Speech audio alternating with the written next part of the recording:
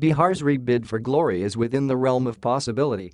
The state's fall from grace can be reversed if voter behavior is shaped by development. News of Shubham Kumar from Bihar topping the Union Public Service Commission (UPSC) Civil Services Examination 2020 has been welcomed with enthusiasm.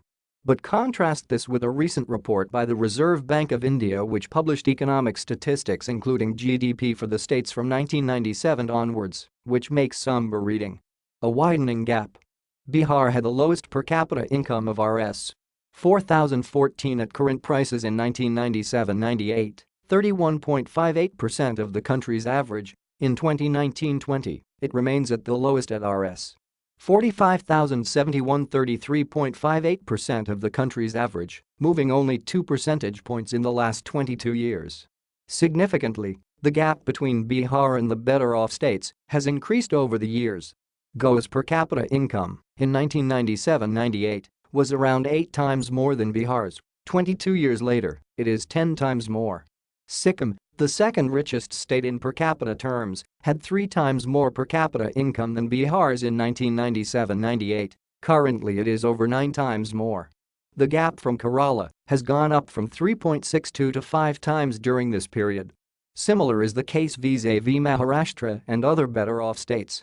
In terms of progress towards sustainable development goals, as in a Niti Aayog report released this year, Bihar scored 52 out of 100 against the average of 66 and is ranked last among the states of India. Its ranking was the same even last year. Kerala, the topper, secured 75 out of 100. Once the center of attention. The relative decline is a post-independence phenomenon. It is clearly a fall from grace for Bihar, which used to be the center of glory, grandeur, knowledge, wealth and power in ancient India of the Maurya and Gupta ages. Even during periods of occupation by the Mughals and the British, Bihar was among the better-off provinces. In the period immediately following India's independence, Bihar's per capita income was around 80% of India's average. Today, it has slid to 1/3.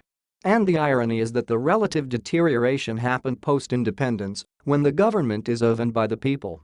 MLAs and MPs are the guides of the people. The better they are in terms of character, caliber and commitment, the better will be the course of prosperity. So, what is the score in this regard? Bihar is much ahead in matters of criminality among elected rulers, and the criminality is on the increase of late. An analysis of the reports of the Association for Democratic Reforms would indicate that 68% of the newly elected MLAs in Bihar had pending criminal charges and 51% had serious charges which including rape and murder.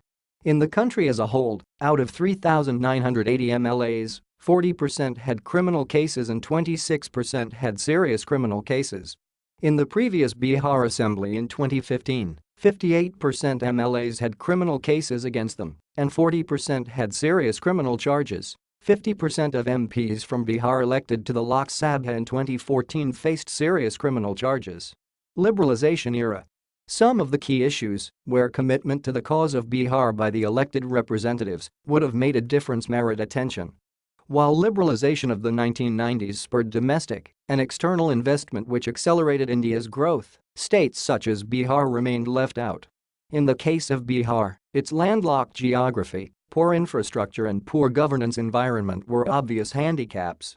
In view of its poor fiscal base and overwhelming dependence on center for its budgetary needs, Bihar demanded special category status from the center, even through unanimous resolutions in the state assembly.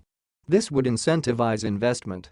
But the center has not found it possible as Bihar does not fulfill the criteria of having hilly terrain, low population density and sizable tribal population to qualify for such a status.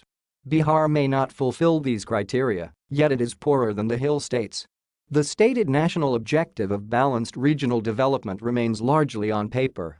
If all the 40 MPs from Bihar are determined on this issue irrespective of party affiliations, the government of India will have to find a way to incentivize investment by way of special category status or otherwise. On infrastructure, Bihar has the highest population density of 1,102 people per square kilometers in 2019, which is around 3 times the average India's density. And its rate of population growth is highest in the country, at 18.16% during 2011-21, as against India's 12.56%. Therefore, human resource development sectors of education, health, and skills ought to be the highest priority.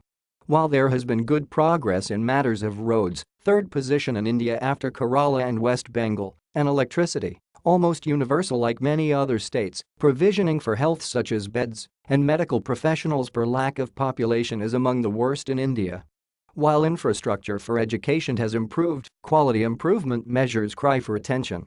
Institutions such as Patna College, Patna Science College, Patna Medical College Hospital, which were among the best in India during the British Raj, have suffered decadence. Bihar faces substantial migration of students and patients along with labor. Development and investment would also be deterred by adverse governance environments.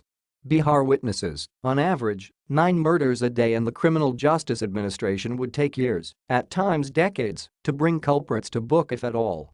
Therefore, political reforms to elect the right representatives will lead to the right policy priorities and implementation environment. It would make a tremendous difference if political parties, voluntarily or compelled by law, avoid fielding candidates with criminal antecedents. But in a democracy, the behavior of the MLA or MP will be influenced by expectations of reward or punishment from the voters. If voter behavior is not determined by development, but other issues such as caste, religion or emotional subjects, growth will take a backseat. It will again be a chicken and egg story. But as the Bhagavad Gita says, whatever a leader does, so do other people. Whatever standard he sets, others follow. Obviously, the quality score of elected leaders has to improve if development and income grades of Bihar are to improve.